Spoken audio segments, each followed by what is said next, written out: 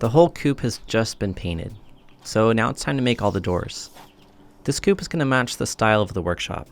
It already does with the paint and roof, so the doors I'm going to build will match as well. There's going to be 5, well, really 6 doors to make. 1 for the run, 2 for the nesting boxes, a drop-down door for the coop tray, and a double hinged door for the big opening of the coop.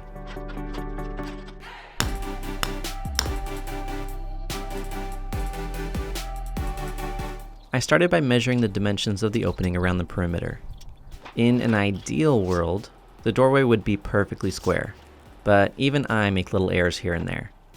I cut out 4 trim boards that overlap at the corners. They're all cut in a way that allow a small clearance gap around the edges. Using clamps, I fit the boards into the space. This ensures that the door will fit really nicely. I marked the cut lines and brought it back to the workshop.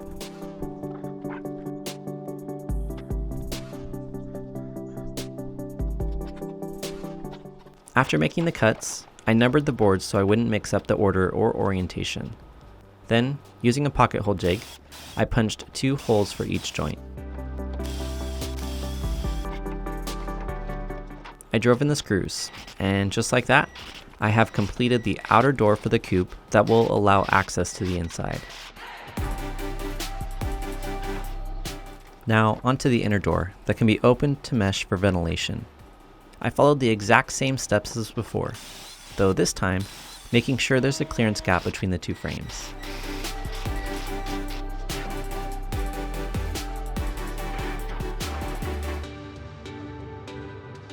This inner frame will get a backing to make the body of the door. I have leftover cedar tongue and groove boards from when I remodeled my side yard gate.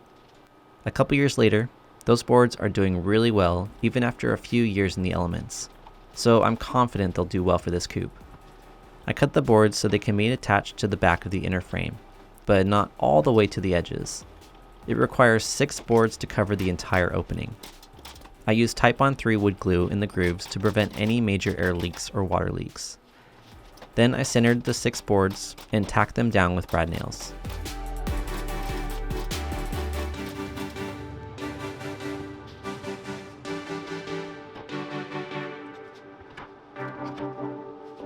From the front, it already looks pretty cool, but the beauty is in the details. What will really make this coop stand out is the matching style to the workshop barn doors. Using smaller cutoffs of trim, I added a detail trim. First is a center beam directly in the middle. Each box will get a diagonal X. I have a system for making these look really good. First, I put a straight edge from corner to corner and mark the frame past the box. Then I mark the center of the boards that are slightly longer than the diagonal space listed in. I put the boards in place, making sure the centers are in line with the marks on the frame. Next, I use a straight edge to mark the cut lines so the boards will fit into the box. After making the cuts, I check the fit and see if I have to make any additional cuts. I generally do because I try for a snug fit. Then I glued these pieces down with the same waterproof wood glue. In order to finish the X pattern, I followed the exact same process, though this time it's made out of 4 small pieces.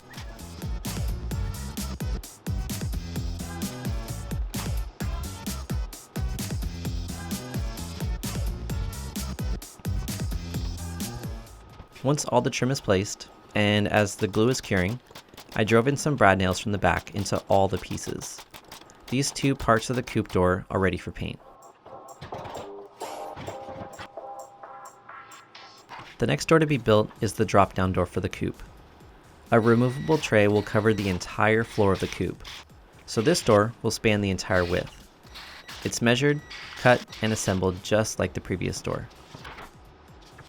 There are now 3 door parts that need to be painted, so I rolled out some paper to begin the process. The doors will be painted black and white, just like the barn doors. The body, which is going to be white, gets painted first. The trim of all the doors will be black, so with these 3 pieces ready, I coated them with black where needed.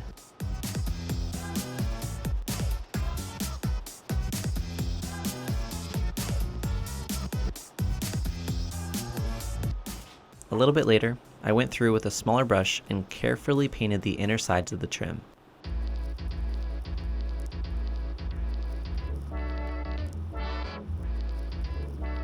In between coats, I cut the covers for the nesting boxes out of a sheet of 3/4 inch plywood.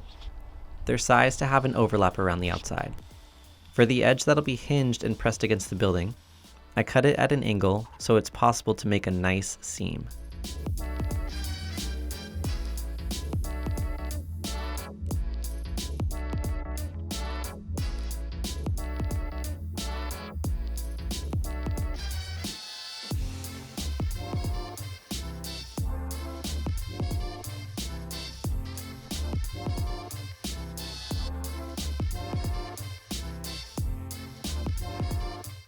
Both nesting box covers get painted black.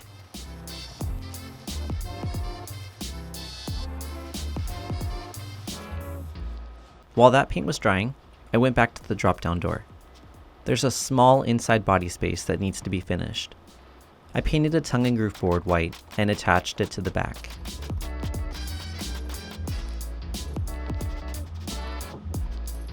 The drop-down board was ready, so I attached it with hinges along the bottom. When adding screws to the door, I made sure there was a consistent clearance gap all the way around. That way, there won't be any issues with the door getting stuck in the frame. I added 2 barrel locks, one on either side, to secure the door.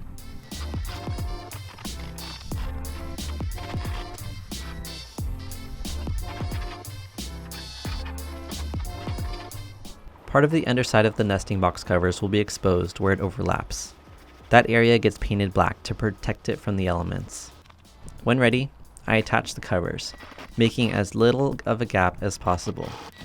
I may need to come back later and create some sort of seal at the hinge area, so water doesn't leak through, if it's an issue.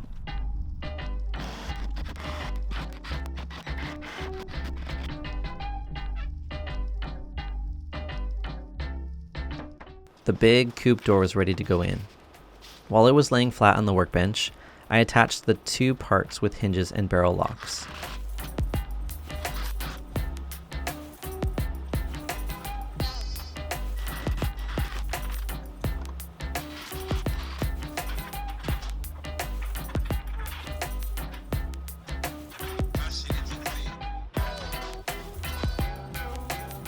In order to make sure there was clearance in the bottom during installation, I set the door on paper shims.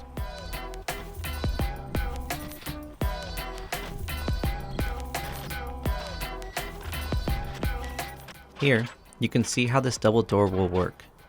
When the inner door is opened, there will be a mesh to keep the chickens secured. If I need to go in, I close and secure the inner door and open the outer door. When I want to keep the inner door open for ventilation, I need a way to keep it open so it doesn't swing around and startle the chickies. So I added a hook and eye that connects the top of the door to the trim where it's fully open.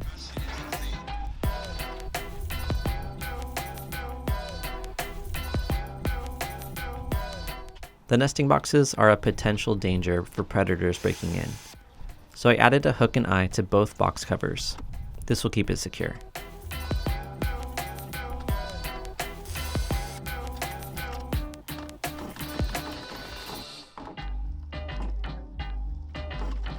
Next, I added the mesh to the back of the outer door. The easiest way to attach this is with an air stapler. I did a little test run ahead of time just to make sure I had the PSI dialed in correctly. There's a few different options for mesh. I chose to use this 1/2 inch square mesh instead of the traditional 1 inch hexagon chicken mesh. This just looks better. It's also more stiff, so it seems to be more secure. I could definitely leave this open for extra ventilation if needed.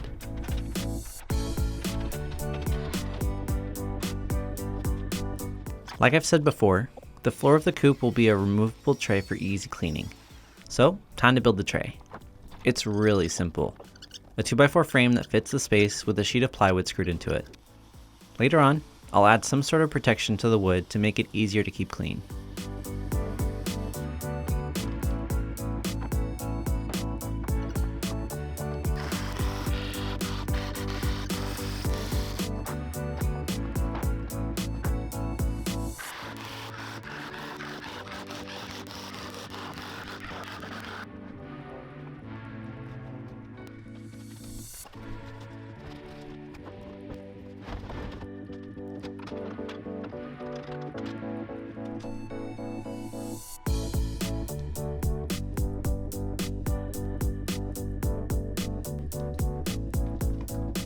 Moving on to the last door. This is the big door that allows us to enter the run. If we're going to allow the chickens into the yard, this is how they'll go in and out during the day. I followed the same steps as before. This is just a much bigger door. In order to keep the door from falling through the back, I clamped an extra board to the opening.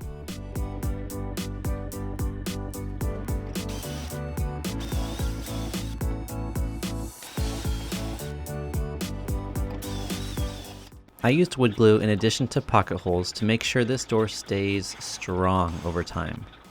Doors seem so small when laying flat on the workbench. Then, you stand them up and they seem tall again. A plain open rectangle would look too boring, so the first bit of extra trim is a middle bar. I used a clamp to hold the piece in the right spot as I drove in the pocket hole screws.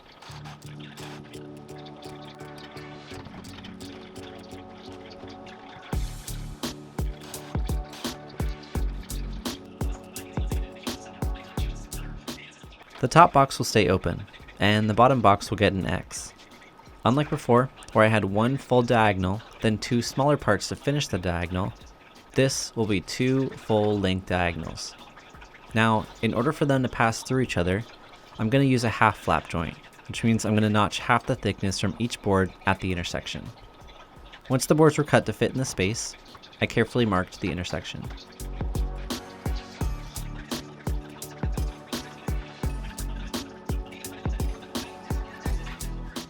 I brought the boards outside to cut, set my circular saw to exactly half the thickness of the boards, and made a bunch of passes to cut the notches.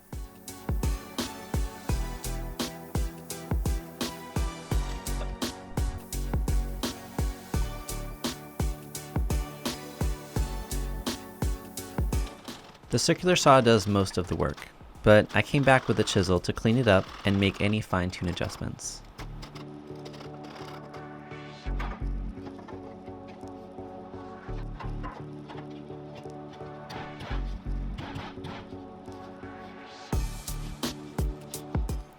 If you've noticed, all the pocket holes for this door are on the backside, so they're hidden from the front.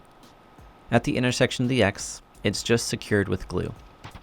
I propped up the door so I could add a clamp.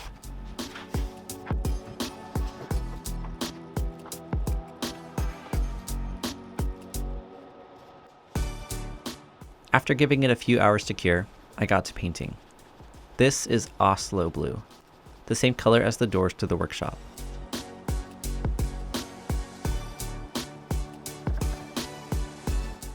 In between coats of paint, I began the process of adding all the security mesh to the outside. It comes in large rolls of either 2 feet or 4 feet wide. Since it's pretty stiff, it's a little bit difficult to unravel.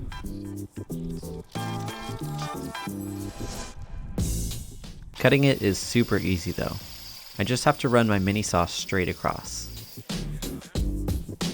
The mesh gets attached with staples.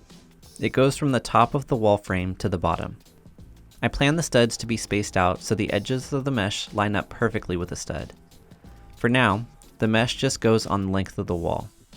There's a gap above that will get another piece of mesh later, and I'll also add mesh below blended into the ground to prevent any predators from digging through.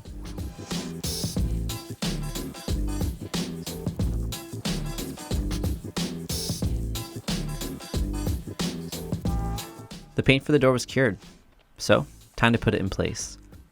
I placed a shim on the bottom to raise it up just a bit. Then I screwed in the hinges equidistant from the top and bottom. I didn't add a spring hinge, though if I want to later, I can add it in the middle. This is the door that I can use to manually let the chickens out into the yard, if it's safe to do so.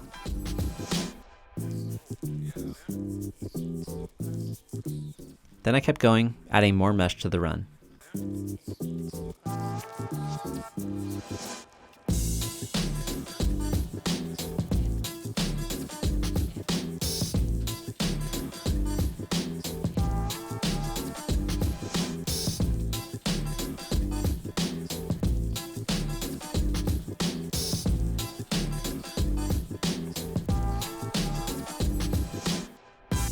It's important to make sure all the edges are secure. At the top here, I covered the easy attachment surface. So I made a couple of cuts and bent 3 rows inwards. Then I could staple it from the inside.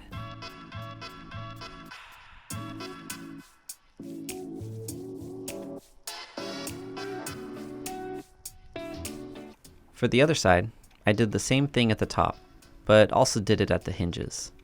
It would look a bit strange to have the mesh cover part of the hinge. And that's the end of day 16.